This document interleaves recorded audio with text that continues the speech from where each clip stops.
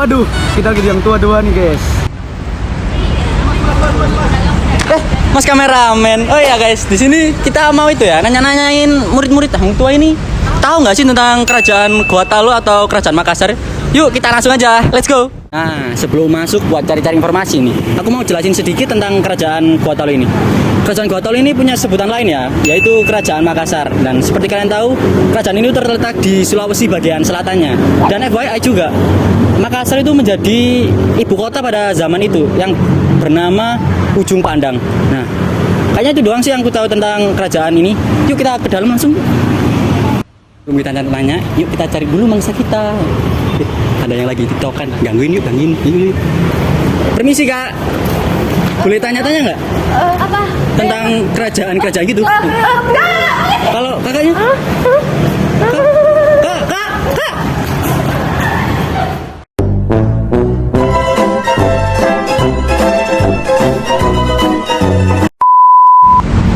Nah, sekarang kita udah di dalam sekolahnya ya. Yuk kita cari-cari yuk murid-muridnya.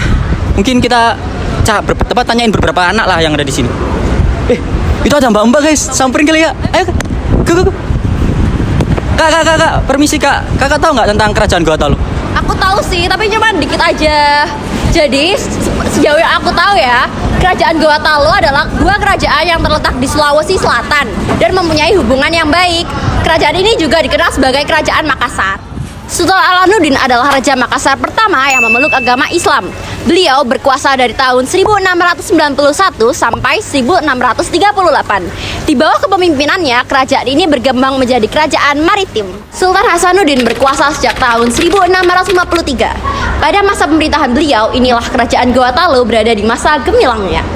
Di bawah pemerintahannya, kerajaan Goa Talu berhasil menguasai kerajaan-kerajaan kecil di Sulawesi Selatan, seperti Luwu, Wojo, Sopeng, dan Bone. Wilayah inti kerajaan ini berada di daerah Kabupaten Goa, Sulawesi Selatan.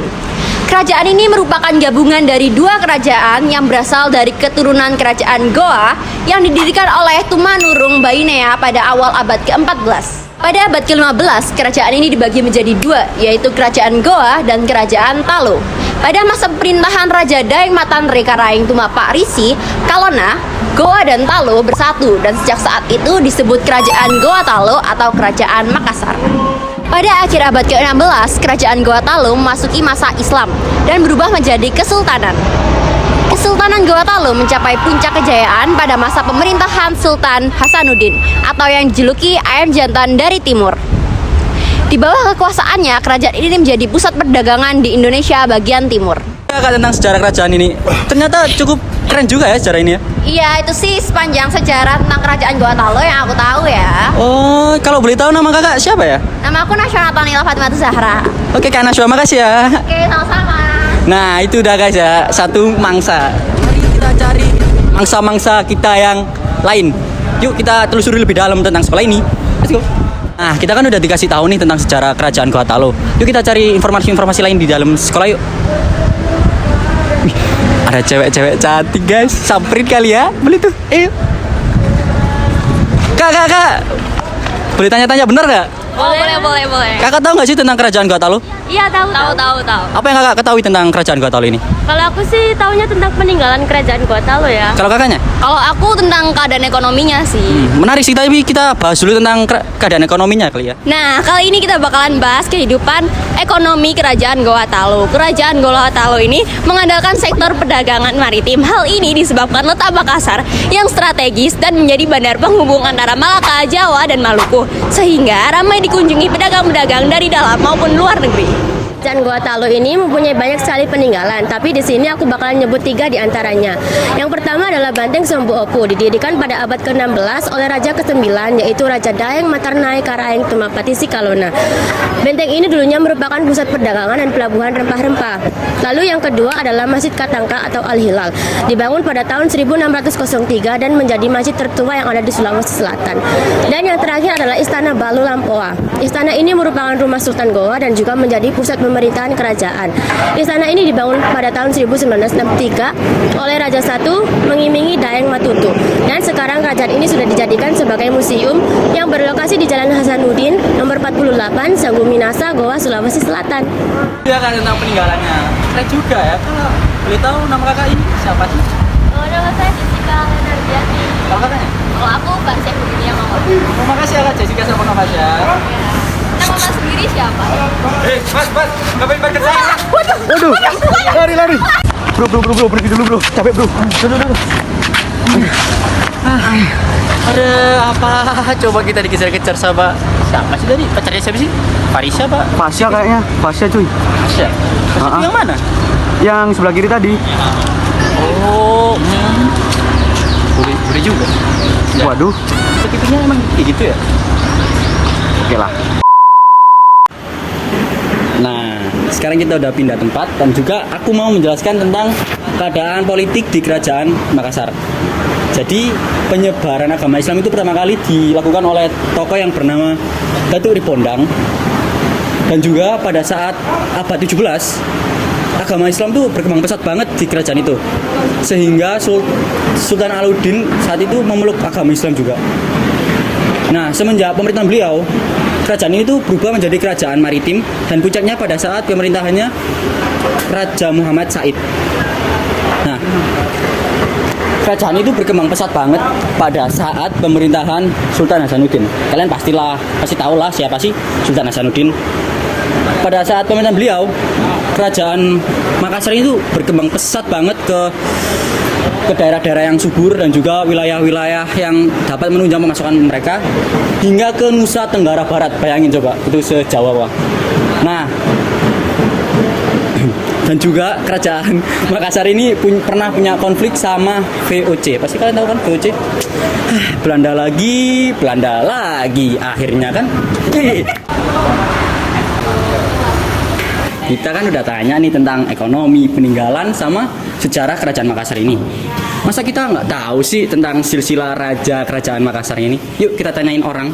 Mungkin kita tanya cowok kali ya kali ini. Dari tadi cewek-cewek mulu. Enak kali kalian lihat yang manis-manis. Yuk kita cari.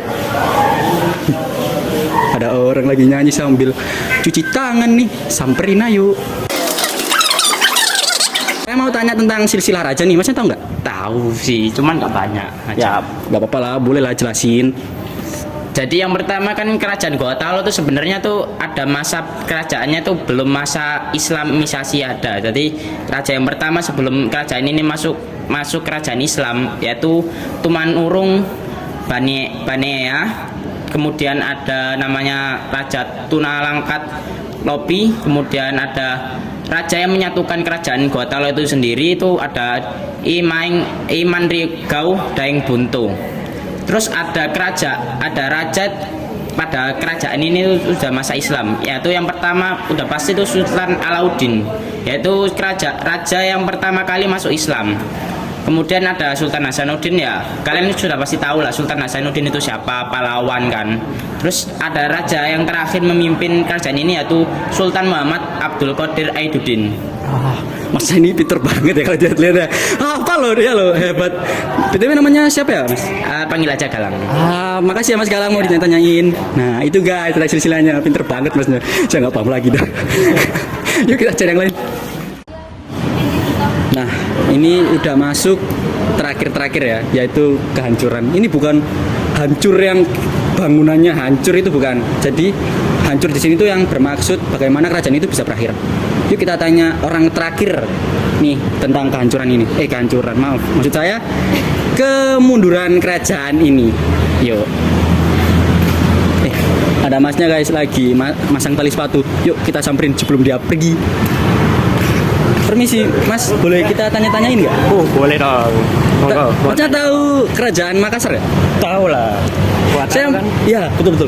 Nah, saya itu mau tanya tentang bagaimana kerajaan itu bisa berakhir atau hancur gitu. Oke, jadi gini, kerajaan Gorontalo itu sendiri hancur karena adanya VOC. Nah, VOC ini dia itu sudah menguasai sebagian besar kerajaan kecil di Sulawesi. Tentu saja ya, rumahnya orang dirusak-rusain. Hal ini membuat Sultan Hasanuddin sendiri itu murka. Akhirnya pada tahun 1677 Sultan Hasanuddin menandatangani persetujuan Bongaya, yang artinya dengan hal ini kerajaan Gorontalo mengakhiri legasinya. Masnya keren banget ya kalau menyampaikan sesuatu ya. Kalau boleh tahu masnya ini namanya siapa? Excel. Makasih ya Mas Excel mau ditanya-tanyain tentang ini. Sama-sama. Nah itu dia guys tentang semua hal tentang kerajaan Makassar itu. Terima kasih buat yang nonton. See you again.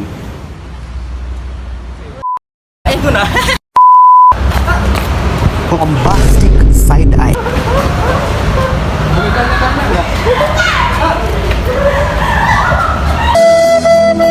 Itu ya Kak tentang kerajaan Gorontalo.